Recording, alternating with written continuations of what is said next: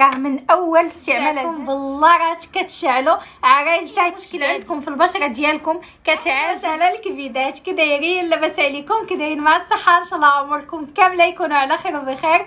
مرحبا بكم معايا في فيديو جديد. اليوم ان شاء الله غنرجعكم بالله راه كتشعلوا عرايسات جدادين.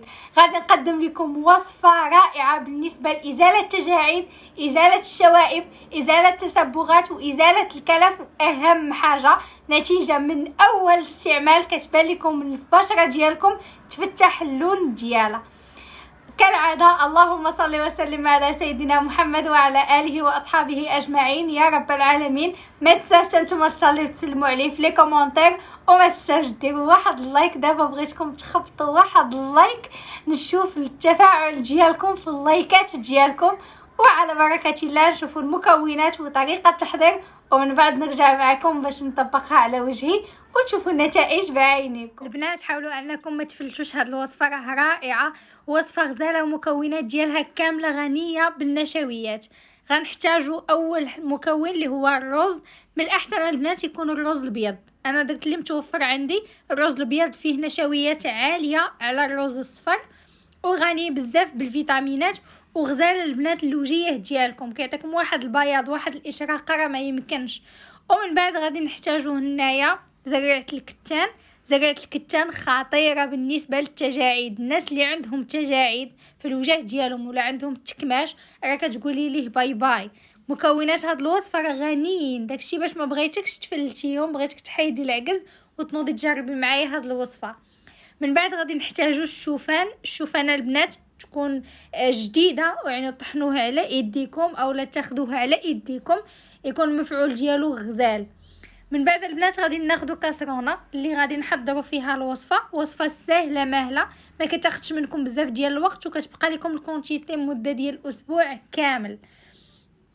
اول حاجه غادي ناخذوا 3 المعالق كبارين من الرز. الرز البنات راه شي حاجه اللي مهمه للوجه ديالنا، خصوصا في هذا الفصل ديال الشتاء والبرد. حنا عارفين الوجه كيتكمش، وحتى ما كيبقاش في النعومه والحيويه ديالو، خاصو ضروري العنايه. وهنا درت 3 المعالق من زريعه الكتان حتى هي، شوفوا ديروا نفس القياس اللي غادي ندير انا، و3 المعالق من الشوفان. هاد الوصفه راه الا ما جربتيهاش ورحمتي ليا الوالدين عليها راه ما درتي ما انا اللي ما درت والو. داكشي باش جربوها. غادي نخلط مكونات مع بعضياتهم مزيان. من بعد البنات غنزيد عليهم تقريبا 1 كاس ونص ديال العنبه ديال الماء. الماء عادي ديال الروبيني عادي، ما معديني لا حتى شي حاجه، الماء اللي هو عادي. البنات اللي متوفر عندهم الحليب وفي الامكانيات ديالهم ممكن انكم ديروا الحليب بلاصه الماء. غادي نحركوا مزيان مزيان مع بعضياتو كيف ما كتشوفوا. وصفه ما كتاخذش منكم بزاف ديال الوقت. من بعد البنات غادي ناخذو نحطو فوق من البوطه حتى ينشف مزيان والمكونات يطلقوا ببعضياتهم. هنا غادي ناخذ زلافه اولا الاناء اللي غادي نكمل فيه التحضير ديال الوصفه، وغادي ناخذ ليبه اولا ممكن ديروا غير مصفات اللي كتصفي وتكون كتصفي مزيان. انا كيعجبني الليبه في هذه الوصفه، خصوصا هذه الوصفه.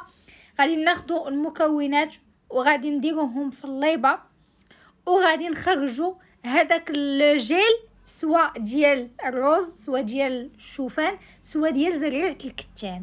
عرفتوا راه 3 ديال المكونات مع بعضياتهم راه باي باي للتجاعيد، وباي باي للتكماش، وباي باي للسواد ديال الوجيه ديالكم، اولا اي منطقه عندكم فيها السواد في الوجيه ديالكم كديروا هذه الوصفه راها غزاله غايه في الروعه، كتخرج لكم حتى كونتيتي اللي هي كبيره. المهم غادي نحاولوا نستخرجوا كيف ما كتشوفوا لو جيل. هاد لو جيل البنات راه كنشريوه بالثمن كنشريوه في السيرومات. وانتي دابا وريتك الطريقه اللي سهله ماهله وتستعمليه في دارك وسط وليداتك، ما غتخسري عليه حتى شي حاجه، امكانيات اللي قليله بزاف. المهم بعد ما استخرجتوا البنات هنا غادي نضيف ليه واحد المكون. الا كان متوفر عندكم البنات حر، الا ما كانش متوفر عندكم حر ممكن انكم تستغنوا عليه في مره واحده، ولكن انا كنفضل انكم تزيدوه اللي هو العسل الحر. غنزيدوا منه تقريبا واحد راس معلقه صغيره، كيعطي واحد النضاره البنات، وهذاك البريون اللي كتشوفوه دائما من في وجهي السبب ديالو هو هاد المعلقه ولا هاد الراس ديال المعلقه ديال العسل الحر اللي كنزيد في جميع الوصفات. عرفتوا راه كيخلي لكم الوجه ديالكم ضاوي كيشعل. غادي نخلط مكونات بجوجهم مع بعضياتهم مزيان ومن بعد غادي نطبقوا على الوجيه ديالي وغادي تشوفوا النتائج كيفاش دايره. داوموا عليها البنات كنوصيكم. وبعد ما حضرنا الوصفه البنات، الوصفه كتخليوها بحال هكا، ما كتضيفوا لها حتى شي حاجه، كتخليوها هكا. الا بغيتو ديروها في السيروم وتبقاو تطبقوها على البشره ديالكم يكون من الاحسن. الا بغيتو تطبقوها بحالي كيف ما غنطبقها معكم انا دابا غادي تشوفوا الفرق الشاسع في البشره ديالكم. البنات اي مشكل عندكم في البشره ديالكم كتعالجوا لكم، ولكن بالمداومه. ضروري تداوموا على هاد الوصفه. مكونات اللي رائعين، مكونات خاصين بتبييض البشره، بازاله تجاعيد وجهك، كيرجع لك بحال البوتوكس مجبد. كتصغري 10 سنين اللور كترجعي اختي شباب. شكون بحالك ما خاسره والو الا غتجربي هاد الوصفه اللي غنشارك معاك اولا اللي وريتك دابا. غادي ندوز دابا نيشان باش نطبقها على البشره ديالي. المهم غادي نحاول نمسح، دايره غير هنايا شويه ديال الحموريه، غنحاول نمسح. المهم غنحاول انني نمسح مزيان كيف ما كتشوفوا. نتوما كاين غير شويه ديال السنيقه، واخا غادي نمسح غادي يبقى وجهي مزنق حيت كنورك عليه مزيان. دابا غادي نبدا نطبق معاكم في الوصفه. بسم الله. من الوصفه راه ما كتحتاجوش منها بزاف، كتاخذوا على هذا الشكل ها نتوما هكا وكتبداو تطبقوا للبشره ديالكم.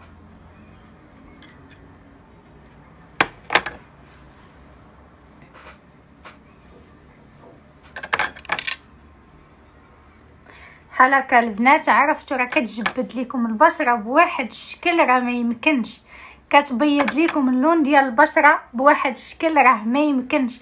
راه من اول استعمال البنات كتخلي لكم واحد البريون اللي هي غزاله.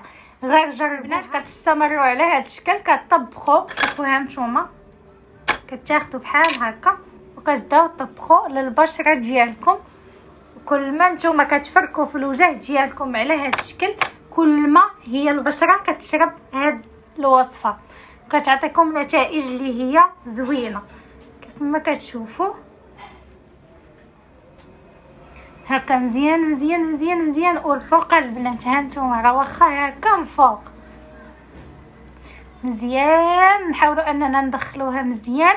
وبنات ركزوا على البلايص اللي عندكم فيهم السواد، بحال انا عندي شويه ديال الكحوليه من هنا، كتركزوا على هاد البلاصه باش تدخلوا ليها الوصفه.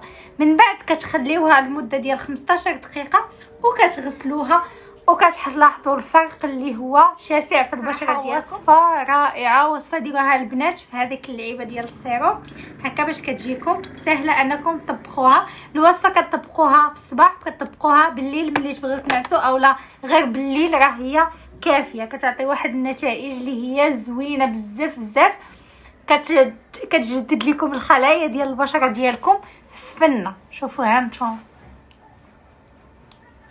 المهم غنخليها مده ديال 15 دقيقه ومن بعد غادي نرجع معاكم. شوفوا البنات بعد ما كتنشف راه كتحسوا باللي الوجه ديالكم مجبد، بحال اللي كتحسوا بلي شي حاجه مزيره لكم على وجهكم هكا.